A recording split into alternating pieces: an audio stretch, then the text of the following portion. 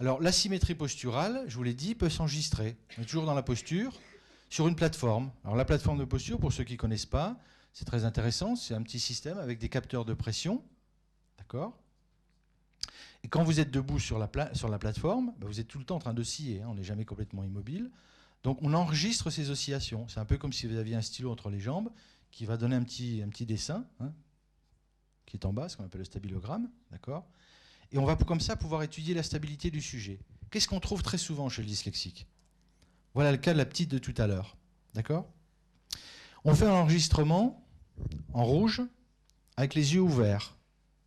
Donc on obtient une certaine surface de son instabilité, une certaine oscillation. D'accord ? Ensuite, on fait le même enregistrement en lui demandant de fermer les yeux. Vous savez tous et toutes plutôt, que quand on a les yeux fermés, on est plus instable. Eh bien, elle, c'est l'inverse. Vous voyez ? Sa surface est plus petite. Elle oscille moins les yeux fermés que les yeux ouverts. Par contre, le tracé est plus long. Elle dépense plus d'énergie. Ça, la traduction, c'est que ses yeux lui envoient des informations erronées. Et quand elle les ferme, elle est beaucoup mieux, beaucoup plus stable. La régulation du système est beaucoup plus stable. Quand on a ça, on est sûr que les prismes vont fonctionner. On la met en salle d'attente, un prisme, regardez, c'est 2 dioptries, c'est-à-dire on dévie l'image sur la rétine périphérique de 1 degré. Là, on l'avait fait pendant 30 minutes, mais on sait maintenant que c'est 5 minutes. Et vous refaites le même enregistrement. Et là, elle est instable avec les yeux fermés. D'accord ? Ça réagit tout de suite. On met l'enfant sur le podoscope. Bon, j'insiste pas, moi je le fais, mais bon, c'est pas toujours bien. Alors, vous voyez, les pseudo-pieds creux, c'est ça. D'accord ? Vous voyez la fréquence de ce qu'on trouve chez les dyslexiques de pseudo-pieds creux ? Et à chaque fois, c'est des enfants, on va vous dire, ils sont dyslexiques, mais en plus, ils ont des troubles de l'attention, de la concentration, ils bougent beaucoup, ils vomissent en voiture, ils ont mal des transports. On va y venir. Je réinsiste sur le fait que la dyslexie n'est pas liée à un trouble de la posture. Le trouble de la posture n'est que le signe d'hypertonie musculaire asymétrique. Et l'analyse de la posture est une porte d'entrée sur la mise en évidence et sur le traitement du trouble proprioceptif. Donner une posture correcte à un dyslexique n'est pas le but ultime du traitement. Alors, la localisation spatiale, vous vous souvenez, je vous ai dit, vous avez bien compris que la proprioception joue un rôle énorme dans la localisation spatiale. Comment ça va se révéler du point de vue clinique ?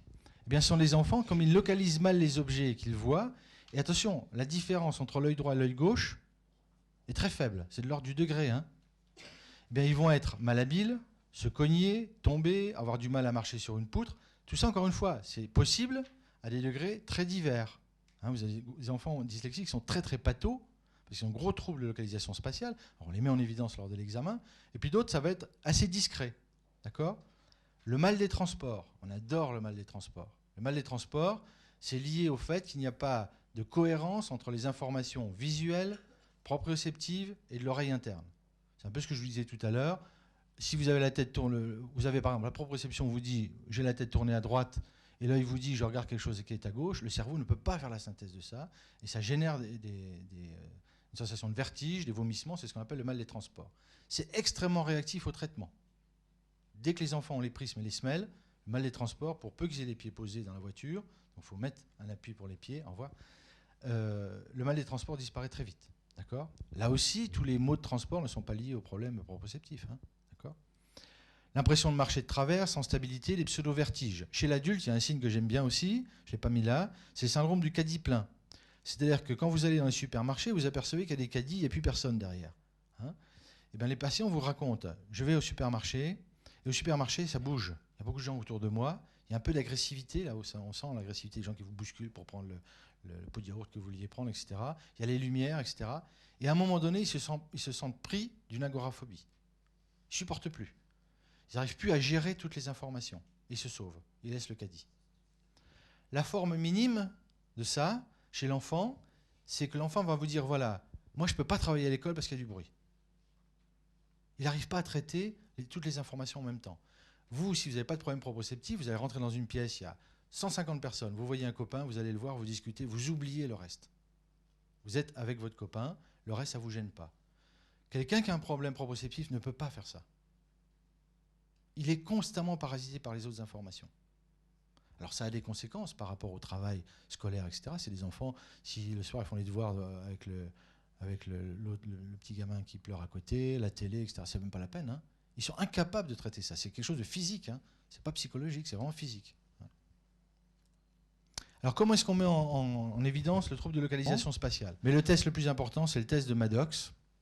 Alors là, les orthoptistes vont être très intéressés. Les posturologues travaillent depuis très longtemps avec le test de Maddox, mais ils travaillent avec le test de Maddox horizontal. Et ils n'en ont jamais rien tiré. Bah oui, il y a une science de convergence, les deux yeux ne convergent pas bien ensemble, c'est instable, etc. Mais ils n'en ont jamais rien tiré. Et c'est un podologue, comment il s'appelle, j'ai oublié son nom. Oui, enfin c'est un peu connu, hein, ceux qui font la posture. Non, celui qui a presque inventé les éléments. Bourdiol. C'est Bourdiol qui, dans son bouquin, en a parlé premier, puis ça a été complètement oublié. Il en a parlé un peu, c'est oublié. Et c'est un kiné de Dijon qui s'appelle Matron. C'est pour ça que moi je dis toujours, il ne faut pas l'appeler le Maddox, il faut l'appeler le Matrox, parce que ce n'est pas le même test. Hein, qui a ressorti ce test-là. Alors qu'est-ce que c'est que le Maddox? Pour les gens qui ne sont pas ophtalmo ni orthoptistes, c'est très simple. Vous avez un écran, vous voyez, qui est en bas, et dedans vous avez des cylindres, enfin un système optique très réfringent, dont la particularité est qu'il va transformer la lumière en un trait rouge. D'accord? Et donc vous allez mettre ce petit test, d'accord, devant un œil, et vous demandez au sujet de regarder une lumière avec l'autre œil. Okay, là, il y a trois possibilités. Soit les deux yeux sont hyper accrochés ensemble, quelles que soient les conditions. Et il va avoir le trait rouge exactement sur la lumière. C'est rare. Très peu de gens ont les yeux très bien accrochés. Soit, le plus souvent, on a les yeux accrochés, mais dès qu'il y a un œil qui ne voit pas très bien, par exemple celui qui est derrière l'écran, ben, il a tendance à prendre une certaine position, en dehors, en dedans, etc. Hein, et là, vous allez voir le trait rouge ailleurs. C'est très classique, on appelle ça une phorie, une hétérophorie. Soit vous avez carrément les deux yeux, si vous voulez, qui sont séparés, mais qui voient quand même un peu ensemble, on va appeler ça un microstrabisme, et vous voyez le trait carrément loin de la lumière. D'accord? Donc, Matron a travaillé là-dessus, et lui, il travaille sur les gens douloureux. Il travaille dans un centre antidouleur, et il a montré que, sur une échelle de douleur, il a montré, si vous voulez, que quand le Maddox vertical était amélioré ou normalisé, eh bien, les gens qui étaient venus le voir pour des douleurs et qu'il avait massé, etc., qu'il avait traité, ils avaient moins mal. Ces gens-là étaient des gens qui étaient diagnostiqués SDP posture. C'est-à-dire qu'ils étaient de travers, ils n'étaient pas dyslexiques, etc., mais ils avaient des douleurs. D'accord ? Donc moi, ça m'a évidemment énormément intéressé. Alors, pourquoi il faisait le Maddox vertical? C'est ça la ruse du sioux, c'est qu'on n'a pas de commande pour monter et descendre les yeux. On dit dans les livres qu'on peut monter de 1 à 2 degrés. D'accord? Et peut-être que les livres ont faux. Alors, le Matrox ne se fait pas comme le Maddox. Le Matrox, il se fait donc en vertical. Et qu'est-ce qu'on va faire? Eh bien, on va modifier les capteurs du système postural. Et on va voir ce que ça donne. Je vous montre un exemple. Ça marche? Ça ne marche pas. Alors, si ça ne marche pas, si ça va marcher. Pas d'entrée détectée. Voilà. Donc le sujet est assis, ses pieds ne touchent pas, il n'utilise pas ses pieds, il est un peu vautré, quoi. Hein, il est assis en position naturelle. On lui fait le Maddox et je lui demande là aussi, pour ne pas modifier la bouche, tu montres avec ton doigt si le trait rouge est au-dessus ou en dessous. Le trait rouge est en dessous, rien de plus banal. Hein. Bon, il a l'œil qui est un peu monté, on va dire. D'accord? Là, je le fais se redresser. D'accord? Et là, qu'est-ce que j'ai fait en le faisant redresser? J'ai changé la proprioception du dos, paravertébrale. Qu'est-ce que ça change? Rien.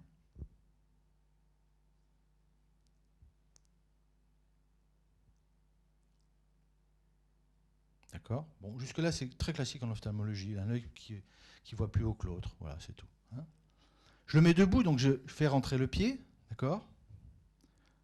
Bon, c'est toujours... voilà, ça ne marche pas. Il voit avec un œil plus haut que l'autre. Toujours. Bon. Ça, c'était il y a 3 ans. Parce que depuis, on a beaucoup affiné les choses. Là, je lui mets des semelles. Alors, les semelles, c'est des semelles, si vous voulez, qui sont un peu particulières. C'est de la mousse qui permet en fait de changer, théoriquement, que l'extéroception du pied. Il n'a pas besoin de scier pour se tenir debout. Hein, elles sont assez dures.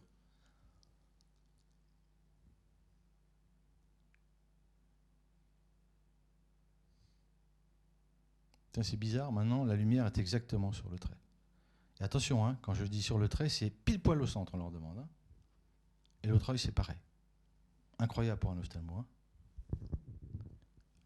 On le met sur le podoscope, et qu'est-ce qu'on trouve? On trouve qu'en effet, que le capteur plantaire, il n'est pas tout à fait comme il faut. D'accord? Là, on va changer l'occlusion. Alors, je lui mets entre les dents, je change en fait les informations trigéminées, je lui mets des toutes petites lamelles, hein, qui font 30 microns l'épaisseur. Donc, je ne change pas la mécanique, je change simplement la sensorialité de l'occlusion. Paf, c'est reparti. D'accord?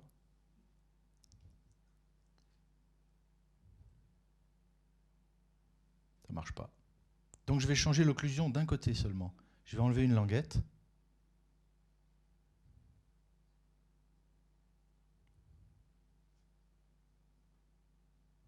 Paf.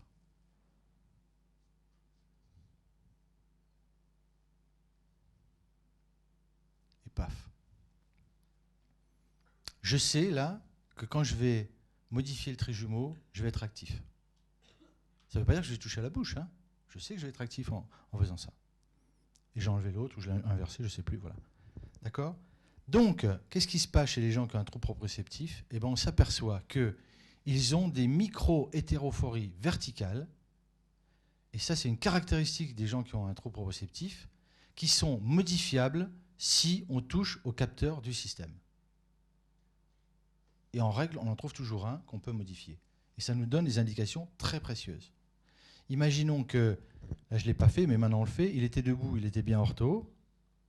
Je modifie la position de la langue et tac, ça descend. Ça veut dire que la bouche est un élément perturbateur. D'accord? Alors on s'est dit, bon ben voilà, on va étudier ça, on va étudier ça. Et puis, quand même, il y a les travaux de Roll dont je vous ai parlé tout à l'heure. Travaux de Roll qui dit, ben voilà, si on fait vibrer les muscles oculaires, le sujet, l'œil ne bouge pas, et pourtant, hop, il voit la cible qui monte ou qui descend, qui va à droite ou à gauche, suivant le muscle qu'on touche. Donc on va enregistrer ces hétérophories.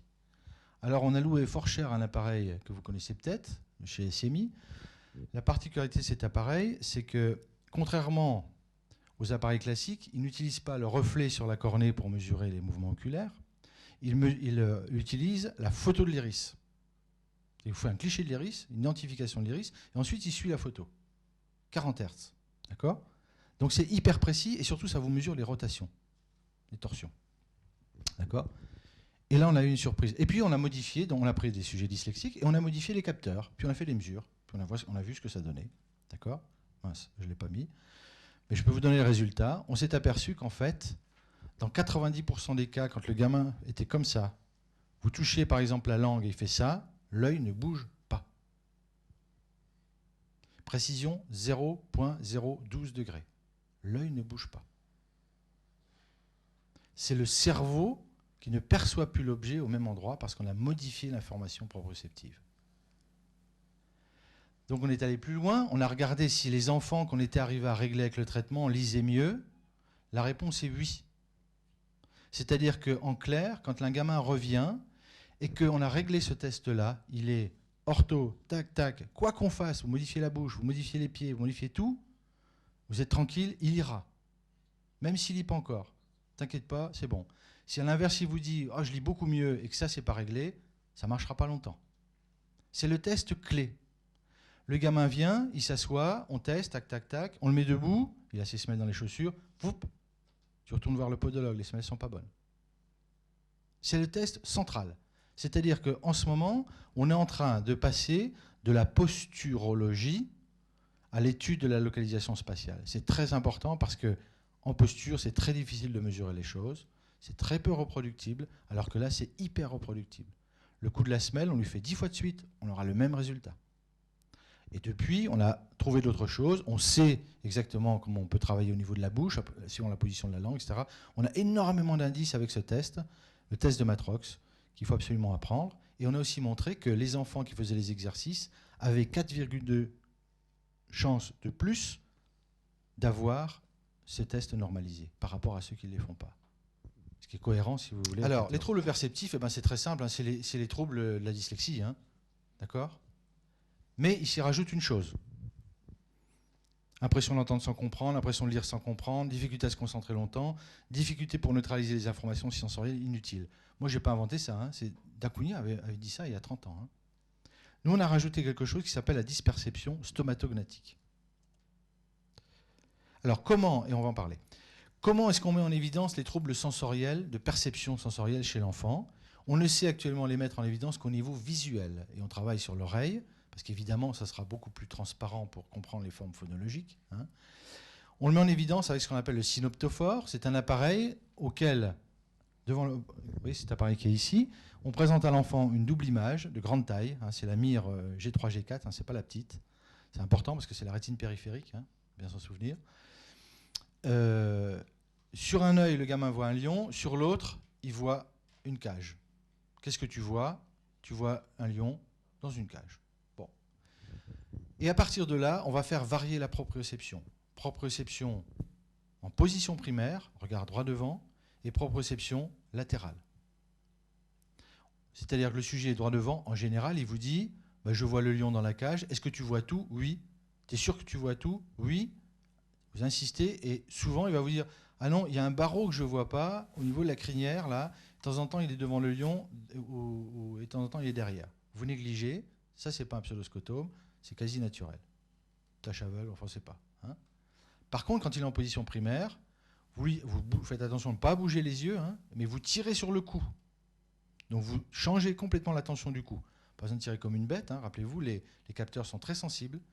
Et le gamin, les dyslexiques, dans 95% des cas, va vous dire ah mais tiens, il y a les parties qui disparaissent. Il y a le ventre du lion qui se gomme. Ah, c'est la tête. Ah, etc. Vous avez changé la proprioception du cou, vous avez changé sa perception visuelle. Vous faites la même chose en tassant un peu le cou, vous avez le même phénomène. Vous faites regarder en bas, en règle, les tâches augmentent énormément. D'où l'intérêt du pupitre. Il faut d'abord lever le regard. Ensuite, vous faites regarder sur le côté et il a les mêmes phénomènes. On appelle ça des pseudoscotomes directionnels. C'est-à-dire qu'en clair, ce sont des zones visuelles que le cerveau ne garde pas, d'accord, quand vous modifiez la proprioception. Alors on va dire, attends, c'est un truc très bizarre. Non, c'est là simplement une déviation d'une fonction naturelle. Imaginez, vous baladez dans la rue, vous allez recevoir 50 milliards d'informations visuelles à la minute. Vous en gardez à peine 2%. Vous scotomisez tout ce qui ne vous intéresse pas. Vous réglez votre perception en fonction de l'action que vous codez. D'accord? Ça a été démontré énormément. Pour coder votre déplacement, votre posture, mais aussi votre déplacement, vous utilisez votre proprioception. Si votre proprioception vous donne des informations fausses, vous allez coder votre perception sensorielle d'une manière fausse. Et vous allez non pas neutraliser seulement ce qui ne vous sert pas, mais aussi ce qui vous sert. Ça, c'est très important à comprendre. Un autre exemple. Je regarde M. Pimon, vous m'interrompez, je fais ça. Je vous parle, mes yeux ont balayé, la plupart du temps, je ne me rappelle pas de ce qu'il y a entre les deux. D'accord? Pourtant, mon cerveau l'a vu. Je l'ai scotomisé. Je l'ai scotomisé, mais j'ai utilisé deux informations. Là, ma tête est comme ça, information proprioceptive X. Là, elle est ici, enfin mon corps est comme ça, Y. Si, quand je suis en Y, mon cerveau pense que je suis en Y-1, il va faire comme quand j'étais là, il va scotomiser encore des choses. C'est-à-dire que le codage proprioceptif et le codage du mouvement intervient sur la perception. Alors ce que je vous dis, ce n'est pas des choses folles. Il y a énormément de gens dans le monde qui travaillent là-dessus, et depuis très longtemps. Hein, il y a plein d'expériences qui montrent ça, et c'est bien pour ça qu'on a appelé notre DU perception, action et troubles des apprentissages. Les enfants dyslexiques n'ont pas un trouble postural en soi, ils ont un trouble proprioceptif qui fait que l'action et la perception ne sont plus codées ensemble. Donc ils ont des zones scotomateuses, ils ont des manques perceptifs au niveau visuel, facile à mettre en évidence, et au niveau auditif, on y travaille, mais c'est sûr qu'ils en ont. Parce que quand vous modifiez la proprioception, une des choses qu'ils vous disent, je percute. Ils n'entendent pas mieux, hein, ils percutent, ils enregistrent. Finalement, on a quand même montré, chez 60 dyslexiques, ce n'est pas 10 000, que tous les dyslexiques ont bien des signes compatibles avec un SDP cliniquement. D'accord ?